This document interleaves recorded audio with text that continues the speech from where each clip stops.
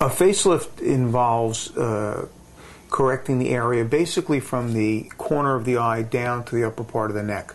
It doesn't include the eyelids, it doesn't include the eyebrow. People commonly think that when you're lifting everything back that it's going to change the position of your eye or your nose. No matter how much you pull, it really won't. So a facelift is really what we call the lower two-thirds of the face. It's the cheek jowl area and the upper portion of the neck.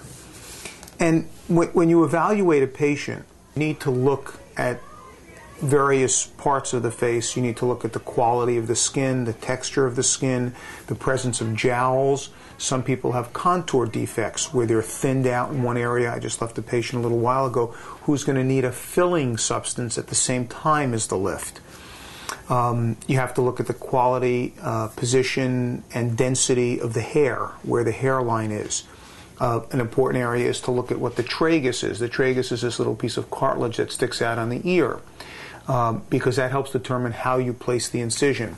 There's no such thing as a facelift without an incision. So, you're trading something. You're getting a more youthful, rejuvenated appearance, but the price, if you will, is going to be the presence of a scar that, although well hidden, is always going to be there. So when we evaluate the face, we often will begin looking at these areas down to the neck. We'll look at any cords there might be in the neck or any jowling there might be in the upper neck, and then the quality of the skin, because the skin of the neck actually ages a little differently than the rest of the face. Then there are sort of ancillary procedures. We'll look at any wrinkles around the eyes, any wrinkles around the mouth. We'll look at hooding of the eyelids or puffiness of the lower eyelids. And those are things that are often done in conjunction with a facelift. But they're not actually part of the facelift, but they can be done simultaneously. So that's what a facelift means.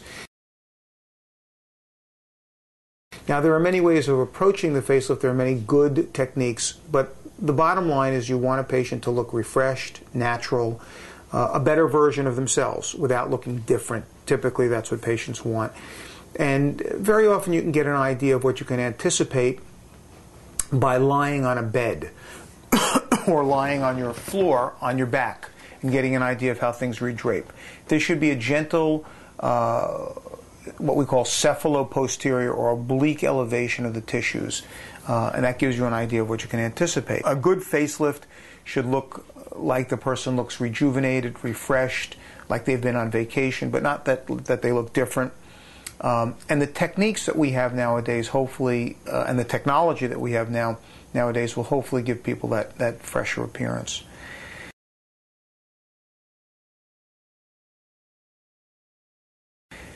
When we go into the operating room, we try and have a complete discussion with the patient about what bothers them, what the surgery can and cannot do. And then we'll make certain markings on the patient. And one of the big areas of concern for the patient is the placement of the incision. And the vast majority of the time, the incision has to go around the ear. The ear is a stationary object, and we're lifting everything over and above it and trimming away the extra tissue and then doing some work on the muscle layer and the fat layer below the skin. So the first consideration is how you place the incision.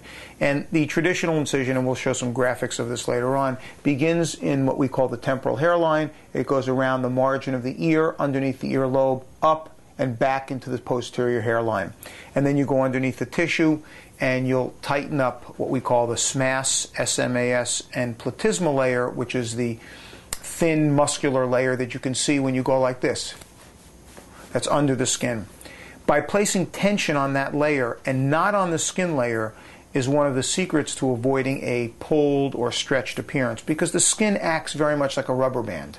You put too much tension on it and it gets distorted. So we try and put the tension on the layers below the skin. And the other layer that we commonly work on is the fat layer. And the fat, some fat will have to be removed, some fat will have to be repositioned, and sometimes fat will have to be replaced. Because as we age, the quality and the type of the fat will change in its location, appearance, and so on. So the components to the facelift include very often the skin, the muscle underneath the skin, and the fat.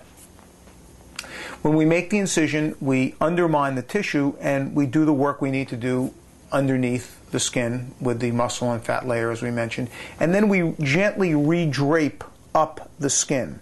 We try not to put tension on skin.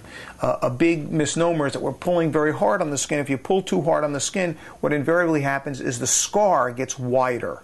And one of the reasons you see people with scars that you might not like is too much pull was put on it, and that causes scar to stretch open. Scars, which are the result of incisions, don't like tension. When there's too much tension on it, they'll spread open. One of the things that we look at is trying to shorten our incision and make it in a most acceptable place for patients where it's hidden and well tolerated. And that's why we look at the hairline, and that's also why we look at this little piece here called the tragus. Now, something that's gaining in a lot of popularity now is what's called a short scar lift. And the primary advantage to the short scar lift is that you're achieving what you will with a traditional incision, but you're not cutting up here in the hair or back here.